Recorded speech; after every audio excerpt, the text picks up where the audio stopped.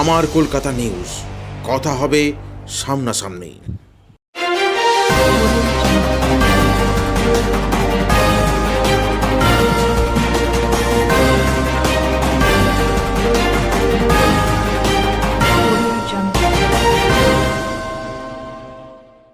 সোমবার সকালে চুরির ঘটনা ঘটল চুঁচুড়ার টালিখোলা লাইব্রেরি রোড পূর্বাংশ এলাকায়।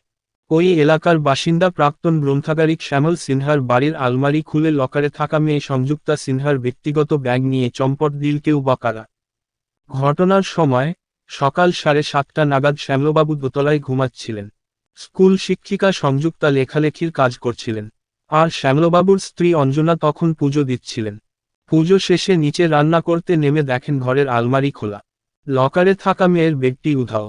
সংযুক্তা জানান, ওই ব্যাগে তার মেয়ের একটিতে হিরে বসানো সহ বেশ কয়েকটি সোনার কানের দুল, নগদ 10,000 টাকা এবং এটিএম কার্ড সহ কিছু কাগজপত্র ছিল। সব মিলিয়ে 1.5 থেকে 2 লক্ষ টাকার জিনিস খোয়া গিয়েছে বলে সংযুক্তার দাবি। প্রতিবেশীর সঙ্গে কথা বলে তারা জানতে পারেন ওই এ সময়ে নীল শাড়ি পরে কোনো এক মহিলা ভিক্ষা করতে এসেছিলেন। অনুমান দরজা খোলা পেয়ে ওই মহিলাই সন্তর্পণে ঘরে ঢুকে তালা খোলা থাকা আলমারি খুলে ওই ব্যাগটি নিয়ে চম্পট দিয়েছে। অভিযোগ পেয়ে পুলিশ ঘটনার তদন্তে নেমেছে। আমি ওপরে ছিলাম, আমার মা পুজো করছিল, তো এবার মা আমাকে ওটা ডাকছে, আমি নিচে এলাম, এসে দেখছি এরকম আলমারি খোলা, দরজাও খোলা ছিল। সামনের দরজা কি করে খুললো আমি বুঝতে পারছি না, মনে হচ্ছে পিছন দিয়ে ঢুকেছে, পিছনের দরজাটা খোলাই থাকে আমাদের কলপারে, পিছন দিয়ে ঢুকে সামনে দিয়ে আমার শুধু ব্যাগের মধ্যে টাকা পয়সা গয়নাগাটি ছিল, শুধু ওই ব্যাগটাই একটা লাল রঙের ছোট ব্যাগ, সেটা নিয়েই চলে গেছে। ওটা লকারে ছিল? লকারে ছিল, এখানে লকারে রাখা ছিল, শুধু ওটাই নিয়েছে, আর ওটার মধ্যেই আমার অনেক টাকার জিনিস ছিল, টাকা পয়সা ছিল। আলমারি কি লক ছিল না? আলমারি লক ছিল না, লক থাকে না, মানে জাস্ট তোলা থাকে। কে ঢুকেছে বা কি ঢুকেছে কিছু কাউকে দেখতে পাননি? পাড়াপড়শিরা তো বলছে একজন মানে নীল শাড়ি লাল ব্লাউজ পরা একজন এসে ভিক্ষা চাইছিল, এই পাশের বাড়ির এক কাকিমার কাছে ভিক্ষা চাইছিল, তারপরে আর বললো আমি আর দেখতে পাইনি।